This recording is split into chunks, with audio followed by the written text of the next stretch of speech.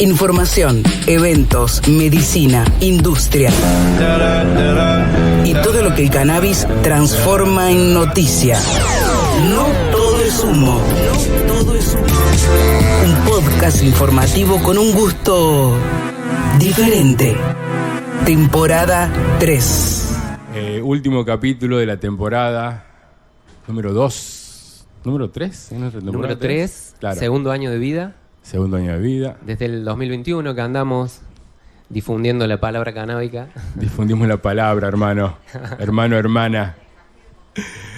Bueno, este año estuvo muy bien. Lo sentí mejor. Hicimos unitarios. Claro, capítulos monotemáticos en el que vamos profundizando un tema que nos resulta de nuestro interés o quienes nos escuchan nos hacen que vayamos por ahí. Exacto. Participamos... ¿Dónde fue en eso? El Centro Cultural España Córdoba. Exactamente. Ahí tuvimos la jornada de podcast en vivo. Me gusta porque sabes más que yo del podcast que hacemos, me encanta. Exacto, estuvimos ahí, grabamos nuestro primer episodio en vivo. Sí. Estuvo muy bien. Exacto. Después estuvimos Espacio en el Podcast, gracias. Espacio Podcast, claro. Muchas gracias por estar ahí. Muchas gracias por invitarnos. Muchas gracias. Muchas gracias. El otro vivo que hicimos fue en la Expo Cannabis, acá en Córdoba, en el Quality. Mayo, quizás. Mayo. ¿Sí? ¿Mayo? Uh-huh. Bien. Festejamos el cumpleaños de la patria. Qué frío que así se diga. Sí. Bueno, un recorrido de un año intenso como el que está haciendo este año. El año que vivimos votando, eligiendo. Esperemos que no lo votemos con B larga. No, por favor. Votar. Bueno, en fin. Pero ¿dónde estamos, Quique? Contame. Bueno, estamos acá en el bar, en Ambrosio Olmos 951, junto con los amigos de Radio Park. Y estamos grabando en vivo el último programa de esta temporada, con invitada especial, con Victoria Mendizábal, bióloga, docente, investigadora del CONICET, divulgadora científica, tenés columnas en radio, participas en radio. Y bueno, nos gustaría que te presentes un poco qué es lo que haces, por qué de repente estás acá en No Todo es Humo. ¿Qué pregunta esa? ¿Por qué estoy acá? Es como largo, sería. Te hago la versión corta. Estoy acá porque el cannabis me persigue desde hace años. Yo me quiero escapar y siempre vuelvo, porque siempre me terminan invitando a hablar del cannabis. Uh-huh. Trabajo investigando sobre cannabinoides en general desde fines de los 90, así que imagínate, me escapo y el sistema el sistema me coopta y me hace volver. Después me fui a España, investigué en España sobre cannabis y otras drogas, me escapé. Vine a Córdoba y un día me invitaron a hablar en la radio sobre la ley de cannabis medicinal por primera vez, claro. En el 2017. Sí. Me transformé en la doctora cannabis y me volví a escapar. Claro. Y me vuelven a llamar. Y bueno, acá Ulises es uno de los culpables de que siempre vuelva. Claro. Eso no sé si es bueno o es malo. Y en el sentido de que podés brindar tu conocimiento a mucha gente, es bueno, me parece. Así que bueno, celebramos que estés acá, que hayas podido venir. Por eso lo hago. Tengo esa vocación de servicio. Tal cual. Porque, bueno, parte de nuestro núcleo de objetivos de este espacio de divulgación es hacer accesible el conocimiento para que las personas puedan tomar decisiones soberanas sobre, bueno, qué me hace bien, qué no me hace bien, y si decido ir por un camino en el que me va a atravesar un vínculo con una sustancia, bueno, cómo minimizar riesgos, cómo minimizar daños, cómo maximizar placer, de última. Entonces, bueno, eso nos convoca a charlar con vos en esta gran pregunta de, bueno, ¿por qué consumimos sustancias? ¿Por qué nos drogamos? No se puede concebir humanidad sin sustancias. Esa es una opinión personal. O sea, la humanidad, cualquier civilización tiene alguna sustancia en la que se canaliza, se desahoga, se subliman cosas que en el cotidiano no pueden hacerse. Entonces, bueno, ¿por qué nos drogamos? ¿Por qué nos drogamos? Creo que tiene muchas respuestas, ¿no? Esa pregunta. De hecho, me fascina esa pregunta porque me gusta que sea en primera persona del plural, me gusta que nos hagamos cargo, ¿no? Y yo creo que nos drogamos con muchas sustancias, también con muchas cosas, con muchos consumos. Pero básicamente creo que nos drogamos para ser felices, como dijiste en algún momento, para disfrutar, para no sufrir, para tapar algunos agujeros que tenemos, para contactar con la trascendencia también, para tener más rendimiento en cosas que queremos hacer. Y bueno, podría seguir con el por qué, ¿no? Uh-huh. Cada uno creo que tiene sus razones también. Sí. Por ejemplo, ya que hablamos en primera persona, yo suelo usarlo para maximizar mis rendimientos en lo que por ahí tengo que hacer. Entonces, bueno, alguna cepa de cannabis con alto THC me pone en una situación activa y listo, limpié toda la cocina. Y me sobró tiempo para corregir, soy docente y armar el programa. ¿Sí? Sos un caso raro, te voy a decir. O sea, me activo. Claro, ¿no? Porque te activa. Claro. O sea, va de la mano con una personalidad mía. Totalmente. Y que tiene que ver con eso, con producir. Lamentablemente, el capitalismo me atraviesa, como todos. Entonces, el capitalismo aplicado a mí, lamentablemente, bueno, va por ahí. Pero bueno, hay un montón de circunstancias, ¿no? Como decís, desde lo emocional, ¿no? Cómo nos sentimos, o si tenemos que resolver un dolor puntual, o una situación de rendimiento, ¿no? ¿Qué nos podés contar ahí? Yo creo que, como dijiste en algún pasaje, las drogas siempre estuvieron con la humanidad, ¿no? De hecho, recuerdo, creo que el primer artículo que escribí sobre cannabis científico empezaba: el hombre o la humanidad ha consumido cannabis a lo largo de 5.000, 4.000 años, ¿no? Entonces no es algo nuevo. Lo que sí es nuevo, diría yo, en estos consumos, es lo compulsivo, ¿no? Lo masivo, ¿no? Los contextos que se han generado, que han masificado esos consumos, ¿no? Y diría yo que a partir de mediados del siglo pasado esto se popularizó, se divulgó. Bueno, la generación de los años 60 contribuyó mucho a eso. Se diversificó y también se prohibió, ¿no? Pero me parece que es un fenómeno del capitalismo también, ese consumo que tenemos.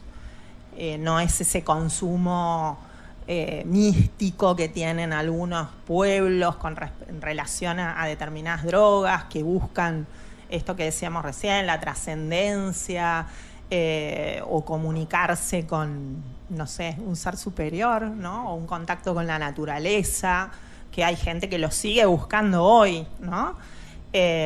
Con los hongos alucinógenos, por ejemplo, ese tipo de experiencias. Pero me parece que esto del consumo, como lo entendemos hoy, es un fenómeno relativamente reciente en la humanidad, ¿no? Y masificado también. ¿Cómo llegaste vos al cannabis? A ver. ¿Cuál fue tu contexto? Mi contexto, yo creo que en particular como un contexto lúdico en cuanto a mi consumo, ¿no? Bien. Siempre fue por ese lado. ¿Y te activabas con Kiki y limpias la cocina? No, por eso le decía que no, nada que ver, todo lo contrario. Claro. Pero sí me identifico con algo, con Quique, y es en esta cuestión de la creatividad o de la búsqueda de ideas nuevas o de salir de determinadas formas de pensamiento. Sí que en mi experiencia es algo que me ha funcionado. Lo que pasa que si vamos a esto de los efectos del cannabis son muy diversos y aún dentro de las mismas personas, hablando de las circunstancias, hay circunstancias que te activan, otras circunstancias que a mí me ha pasado de tener ataque de pánico, me ha pasado de tener una lipotimia que me quedé casi tirada en el suelo, me ha pasado de aumentar la creatividad notablemente, me ha pasado de reírme, me ha pasado de estar hablando y olvidarme lo que estaba hablando. Digamos, todas esas características que creo que cualquier consumidor de cannabis ha experimentado, ¿no? Y uno no puede controlar a priori, me parece a mí, para dónde te va, cómo pega el faso, ¿no? Claro. En este último tiempo, ¿pensás que la puerta a otras drogas sigue siendo el cannabis? ¿O ya directamente hay otras puertas abiertas y llegan a través de pastillas o cosas sintéticas? ¿Por dónde pensás que viene la droga en este momento, en estos últimos, no sé, 20 años? Y yo creo que es más sencilla la respuesta. La puerta de entrada en general se ha demonizado al cannabis como la puerta de entrada a las drogas más duras, más peligrosas. Y desde mi punto de vista y también del punto de vista de muchos especialistas, es el alcohol la puerta de entrada, ¿no? a otros consumos. Una droga legal, ¿no? Y de hecho me pasó en un congreso de haber nombrado el alcohol como droga y casi me matan, ¿no? Entonces, se saltaron las definiciones y... Claro, no es una droga. ¿Cómo va a ser una droga el alcohol si es algo noble, ¿no? Pero desde el punto de vista farmacológico lo es, ¿no? Es una sustancia que produce y que altera la percepción y una serie de cuestiones y que genera claramente adicción. Por lo tanto, es una droga. Y que corre límites. Que corre límites, sí. Que nos hace creer que podemos hacer determinadas cosas, que podemos... Y bueno, y básicamente es un consumo que aparece cada vez más tempranamente a edades ya realmente complejas, y sabemos que cuanto más tempranamente empiezan esos consumos, más probable es que después se desarrollen consumos problemáticos, ¿no? En relación a esa u otras drogas. Pero la puerta de ingreso es controvertida. De todas maneras, sí, acá me pongo la gorra como madre de adolescente. Yo retrasaría el consumo de cualquier sustancia lo más que pudiera en el tiempo, ¿no? Como un tip así de minimización de riesgos. No está mal empezar después de determinada edad. Sí, porque el cerebro, la realidad es que se está desarrollando nuestro cerebro hasta, les diría que hasta los 20, 25 años, ¿no? Uno no tiene el cerebro lo suficientemente desarrollado como para poder tomar decisiones correctas, ¿no? Que sería esto que hablamos siempre, de decir, bueno, consumo responsable. Claro. Pienso que hablando de puertas de entradas, es una puerta de entrada cultural. El alcohol está autorizado desde que veo a mi mamá, a mi papá, a mis abuelos brindando en Navidad con alcohol.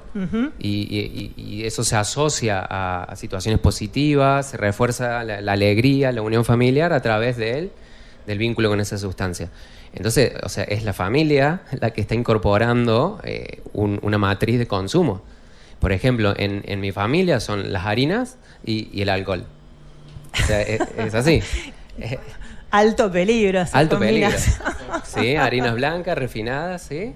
Y bueno, eso conformó, por ejemplo, el sujeto que soy hoy y bueno, qué vínculo tengo yo con ciertas sustancias, ¿no? Entonces, en esto de hacernos cargo del uso, consumo responsable de una sustancia, es decir, che, yo soy usuario o poliusuario de sustancias, tiene que ver con mirar un poquito para atrás, ¿no? De dónde viene que hoy, bueno, fumo marihuana, cultivo, tomo alcohol, fumo tabaco, ya contamos 3. Sí. ¿No? Y sí, quienes no tienen 3, 4 sustancias en su cotidiano. Totalmente. ¿No? Esas 3 son las más habituales y por lo que vengo ahí escuchando y entendiendo, también los psicofármacos están empezando a aparecer a edades realmente complicadas en la adolescencia. Entonces no se trata para nada de legal y ilegal, eso es una arbitrariedad total. que no tiene Sí, nada un que ver. acuerdo en una legislación, en una Exacto. legislatura. De hecho, la nicotina, el principio activo del tabaco, hasta los años 90, que se descubrió que produce lo mismo que cualquier droga de abuso en el cerebro, se decía que era un hábito, se lo llamaba hábito, y de hecho se lo sigue llamando deshabituación tabáquica. Claro. No se lo llama, no estoy en un tratamiento por drogodependencia. Claro. Entonces también las formas de nombrar hacen a la cuestión, pero la nicotina sin duda es muchísimo más adictiva que el cannabis. Quiero decir, la cantidad de gente que prueba y se queda enganchado, dirían los españoles, es muchísimo más grande. Bien. Una proporción muchísimo mayor. Pienso en esto de, justo que mencionaste tus hijos, hijas, y bueno, las recomendaciones que das. Digo, ¿cómo llega? O sea, entendemos cómo llega el alcohol a los jóvenes. Yo soy docente, fui joven, todos sabemos cómo hemos llegado al alcohol, cómo es llegado el tabaco, cómo hemos llegado al tabaco. Incluso cómo llega el cannabis. Ahora, ¿cómo llegan los psicofármacos a los chicos? ¿Qué nos podés decir? La verdad ahí? que no te lo podría decir a ciencia cierta, pero me imagino que probablemente de la mano de un adulto. O sea, hay unos consumos muy importantes de psicofármacos. Encuentro la pastilla de mi viejo en mi casa. Sí, o incluso, no sé, alguien te lo sugiere, ¿no? De hecho, yendo a ese tipo de sustancias, a mí me pasó de consumir una anfetamina para aumentar mi rendimiento digamos, no en la escuela, pero sí en la facultad. Sí. Y bueno, me llegó de la mano de un médico, ¿no? Claro. Entonces tiene que ver con cómo uno percibe ese riesgo también. Si yo lo veo naturalizado, quizás no lo percibo baja. como algo peligroso y lo consumo. Por eso esto que decíamos de circunstancias y sustancias. Y claramente hay algunos psicofármacos que son recontradictivos, como las benzodiazepinas, bueno, el clonazepam y todo lo que tiene que ver con la ansiedad, ¿no? Que eso también, yendo a lo que vos decís de qué heredamos de nuestras familias, también heredamos esas conductas que son propicias para después engancharnos. Hay una asociación clara entre la ansiedad y el consumo de determinadas sustancias, del alcohol, del cannabis, ¿no? O sea, hay drogas que nos producen activación y hay drogas que nos producen relajación. Entonces, un consumidor de cocaína normalmente o sí es consumidor de porro, pero para bajar, ¿no? Claro. Pero en realidad lo que está buscando quizás es otra cosa. O sea, una cosa es lo que consumimos para lograr un efecto y otra cosa es lo que consumimos para bajar un efecto indeseado, diría yo. Claro. Ahora, bueno, sabemos que la información, el acceso libre a la información es fundamental para que podamos al menos enterarnos de que cierta conducta tiene sus riesgos, ¿sí? Siempre recuerdo cuando éramos pibes las campañas de tránsito, como ponete el cinturón, el casco, y bueno, entonces había ciertas escenas en la tele que de alguna manera te concientizaban. Me parece que tendremos que ir también a hablar de todas las sustancias en esos términos, porque lo que hay es una negación del consumo de sustancias. Totalmente, sí. Y cómo, tiro una pregunta, ¿no? ¿Cómo enseñar a la gente a lo que es un uso, un abuso o un consumo problemático? O sea, ¿cómo me hago un autodiagnóstico de alguna manera? Como, yo estoy fumando un montón respecto a todo esto que la ciencia dice. Entonces, ¿qué onda? Y yo creo que ahí esa es mi batalla últimamente en esto que les decía que me iba y volvía, ¿no? Siempre vuelvo en este punto porque me parece importante comunicar justamente estas cuestiones. Creo que no se comunica.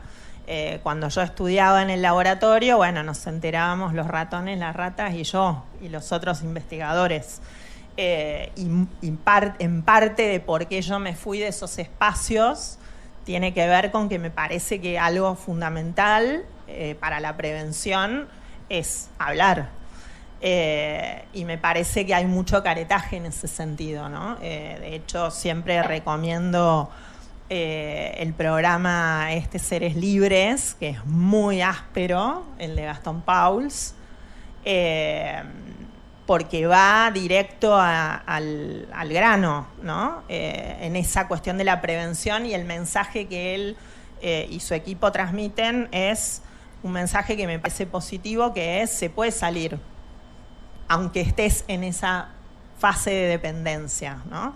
Que es algo de lo que nunca se habla, ¿no? Es como, bueno, ya está, ya la perdimos a esta persona, es irrecuperable.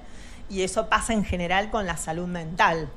Entonces, me parece que en este terreno hay que animarse a hablar de lo que nadie quiere hablar, o de lo que no se quiere hablar del todo, y se banaliza, y una vez que aparece una situación problemática, es el chivo expiatorio esa persona, ¿no? Es el demonio, y así solucionamos todo. La que habla es Vicky Mendizábal. Estamos grabando el último capítulo de la tercera temporada acá en Park, acá en El Bar.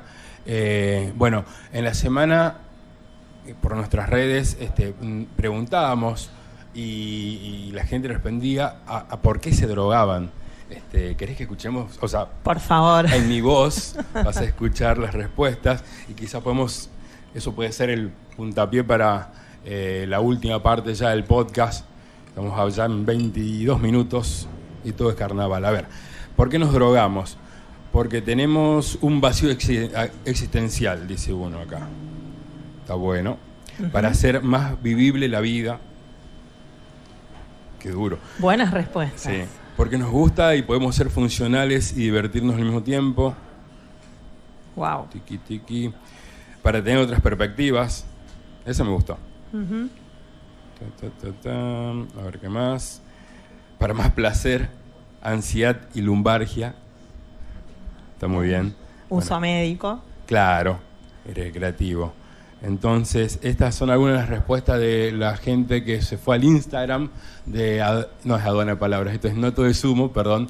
En Instagram somos así, Noto de Sumo, y puedes participar, ver videitos, mirar nuestros rostros. Estamos con la Vicky. Bueno, en esta parte, ¿qué pensás sobre lo que en estos comentarios que van tirando las personas? Tiene un hilo, ¿te diste cuenta? O sea, hay uno dijo para hacer más vivible la vida. La vida, sí. Entonces, sí. Recreativo, hay una para cosa, divertirse y a la vez ser funcional. Exacto. Eso me pareció tremendo. Funcional al sistema. Al sistema, sí. Estar un poco más pila, divertido, en otra, capaz. Uh-huh. ¿Cuál es la reflexión que tenés sobre esta columna de mensajes? No me sorprende en realidad, me parece que están buenos porque son como grandes titulares que después uno podría desmenuzar y hacer, digamos, como buscar los efectos farmacológicos concretos, ¿no? Y hacer como una analogía. Pero me parece que son grandes titulares que de alguna manera también están mostrando una dimensión que tiene que ver con lo que hablábamos al principio de este contexto de consumo, ¿no? Que vivimos en sociedades en donde la ansiedad, la depresión, ahí no mencionaron la ansiedad, digamos, estamos en unas sociedades en donde es muy difícil transitar esos estados, y las drogas ayudan a hacer vivibles esos estados, ¿no? Y lo hacen de una manera relativamente instantánea o sencilla. Sabemos que tenemos otros mecanismos para bajar la ansiedad, pero bueno, esto es más sencillo, tomar la pastillita, ¿no? Y en esto pensaba en el personaje de Capusotto, Robotril, que me parece alucinante. Él siempre es un tipo que siempre entiende todo y entendió todo, y esto también, ¿no? Y Robotril lo que hacía era tirar fármacos de lo que necesitara. ¿Para qué? Para seguir adelante, ¿no? Para seguir funcionando. Entonces, frente a eso, me quedo pensando en esta persona que dijo para el placer o para ser feliz y además funcional, ¿no? Como que encima tenés que ser feliz también, ¿no? Que esa es otra cuestión que me parece que tiene que ver con los consumos, ¿no? Hay que ser feliz, no se puede estar triste, no se puede estar deprimido, no se puede estar ansioso, tenés que estar espectacular, y bueno, eso también es porque nos drogamos, ¿no? Por esos mandatos que a veces parece una transgresión, pero en este punto yo diría que la transgresión es quizás estar tomando agua, ¿no? En un bar, en el bar. Me hace acordar al Soma de Un Mundo Total, Feliz sí. de Huxley, Sí. en el que, bueno, el Estado les daba una cuota de droga para que estén felices y, bueno, no tuvieran un levantamiento, un despertar. Sí, ahora pregunto, ¿todas las sustancias tienen un uso responsable? ¿Viste esto que hablamos de uso, abuso, dependencia o consumo problemático? ¿Toda sustancia puede tener un uso? La respuesta sería potencialmente sí, podría uno tener. Lo que pasa que tenemos una biología y tenemos un temperamento y una personalidad que hace que sea más probable pasar del uso al abuso y del abuso a la dependencia. Claro. Entonces, me parece que en algunos casos es como demasiado peligroso traspasar ciertos límites. Uh-huh. Entonces eso me parece que es un no consumo, en este caso, responsable. Claro. Viste que hay gente que dice, yo tengo una personalidad adictiva y por eso nunca probé, porque sé que si probara... Me voy, claro. Exacto. O también se estudian dentro de este ámbito lo que son los factores protectores, que tienen que ver con que el consumo de una determinada sustancia te provoca una disforia en lugar de algo positivo, y eso hace que te alejes. Como un mal viaje en hongos, o una pálida con cannabis. Exacto. O una inconsciencia con alcohol.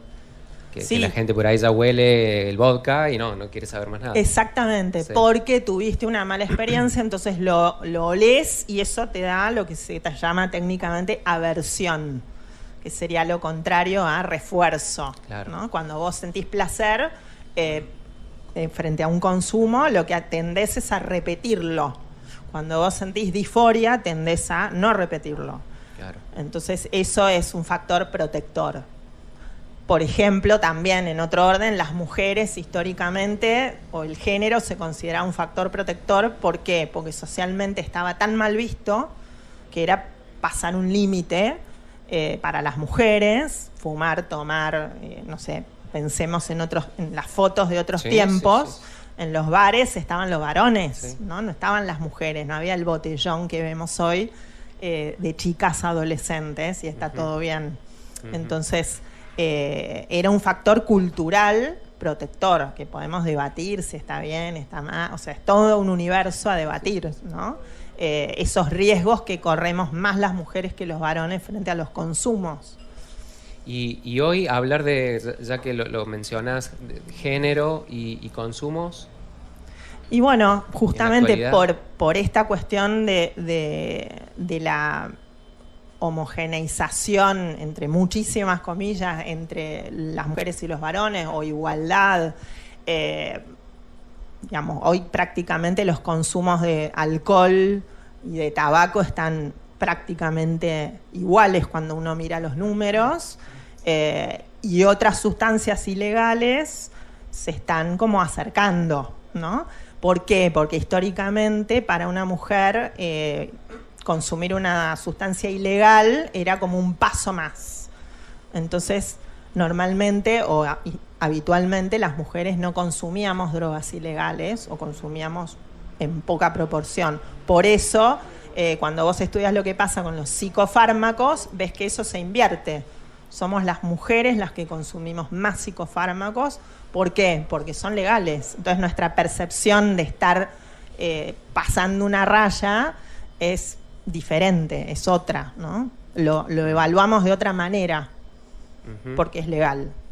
Además, también pienso no sé, me lo dirás vos, el temor a que una mujer o una persona en un estado de consumo, abuso de una sustancia, por ejemplo, se emborracha o está pasada de pastilla o lo que sea, el miedo a que le pase algo, un hombre, un varón no lo tiene. Exacto. En la calle. Uno va borracho y nadie me va a violar. A lo sumo me pegaré con alguien. Pero pienso, ese factor de género ¿tendrá una incidencia en el acceso a ciertas sustancias o en el consumo? Sí, tiene una incidencia total, y de hecho en España hay, así como hay ONGs que se dedican a, en fiestas electrónicas, ver si las pastillas tienen X dosis de lo que sea. También hay ONGs o movimientos que lo que hacen es proteger a las mujeres y digamos, de alguna manera favorecer su derecho a divertirse o a la nocturnidad. Hay uno que se llama Noctámbulas, claro. Que lo que hace justamente es tratar de garantizar, y hay algunos bares donde yo he visto que hay, si te pasó algo, vení acá o dirigite a tal, ¿no? Hay como dispositivos que tienden a poder generar una igualdad de derechos en cuanto a los consumos también, ¿no? Claro. Me pareció que había un grupo de gente que va a la renga, me parece que un grupo de chicas armaron, ¿te acordás el nombre? No me acuerdo. Kepi. Ajá, pero me refiero a chicas del mundo rolinga que se juntan. ¿Puede serán esas? Que cuidan a las pibas en los pogos. Bueno, exacto, eso, no me acordaba el nombre. Eso, chicas ese en sería pogo. Un ejemplo. Mira, claro, ¿no? Hay un fenómeno acá sí. que está ocurriendo.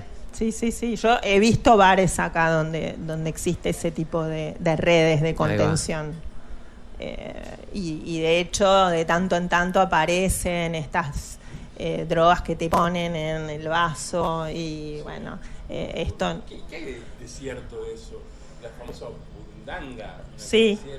Pero es mito. No es un mito. Es una realidad que en Argentina yo no lo he escuchado tanto, en España sí, de tanto en tanto aparecen ese tipo de fenómenos. La clásica de la chica que va en el colectivo y que termina drogada. Existe, Sí, y de hecho este verano creo que hubo una situación donde varias chicas, varias mujeres en distintos festejos en España se daban cuenta que las habían pinchado, que tenían un pinchazo.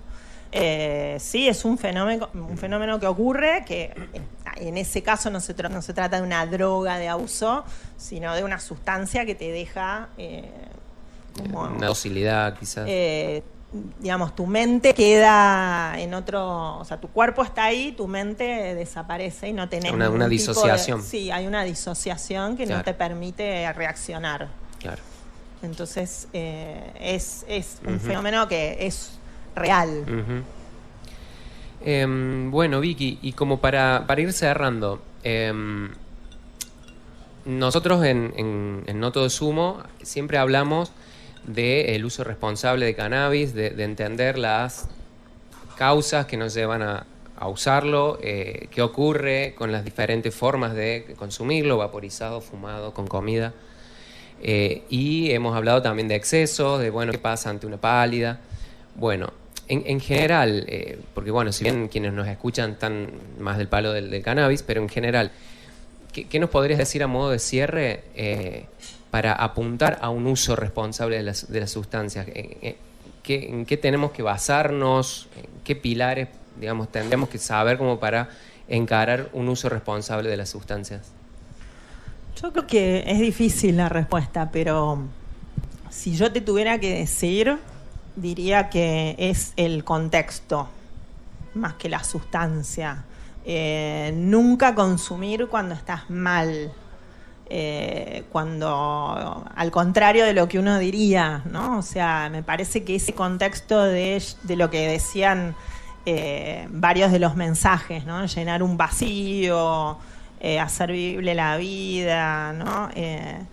Tomo para olvidar las penas y este tipo de cosas no son muy buenos consejeros, porque esa asociación en el cerebro después te juega una mala pasada.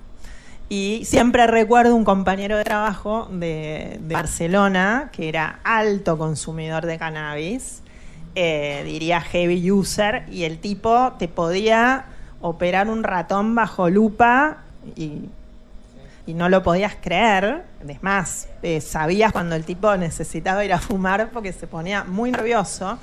Y él una vez me dijo, esto que les estoy diciendo, yo si tuviera que dar un consejo, este sería el consejo, ¿no? Evitar situaciones de consumo cuando estoy mal, ¿no? Y evitar estar solo también, ¿no? Diría yo.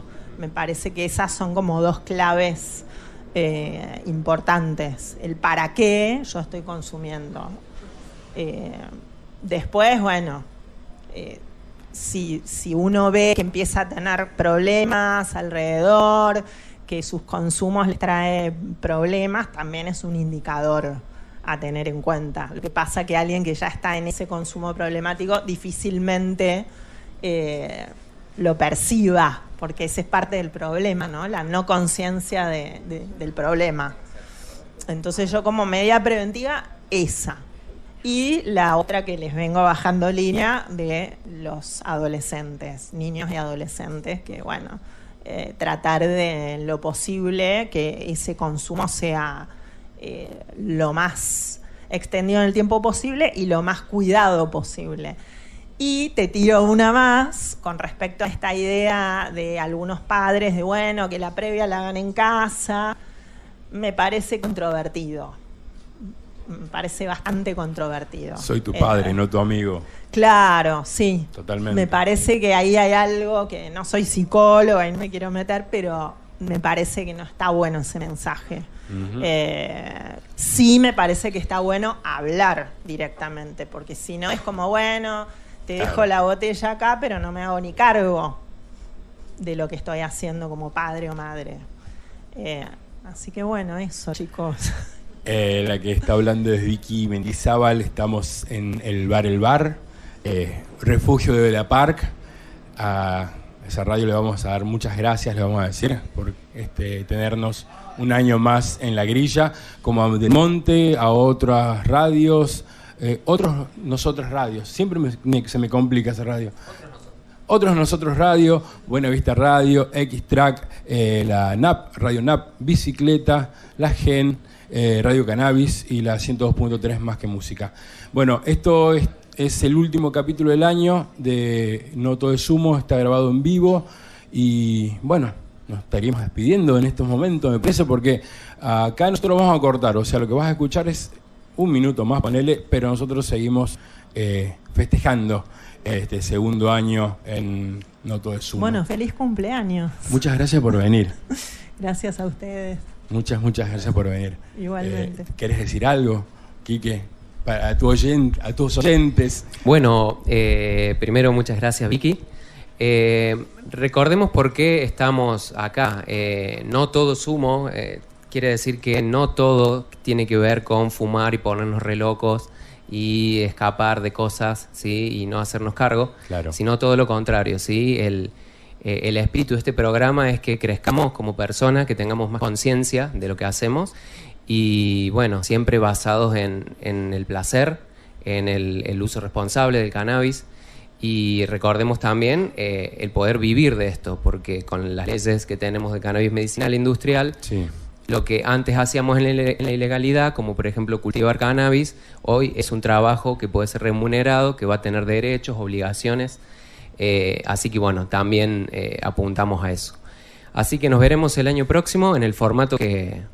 decidamos. Exacto, estamos en eso. Bueno, hasta el próximo play. Que tengas buenos días, buenas noches, buenas tardes. Chao. Información, eventos, medicina, industria y todo lo que el cannabis transforma en noticia. No todo es humo. No todo es humo. Un podcast informativo con un gusto diferente. Temporada 3.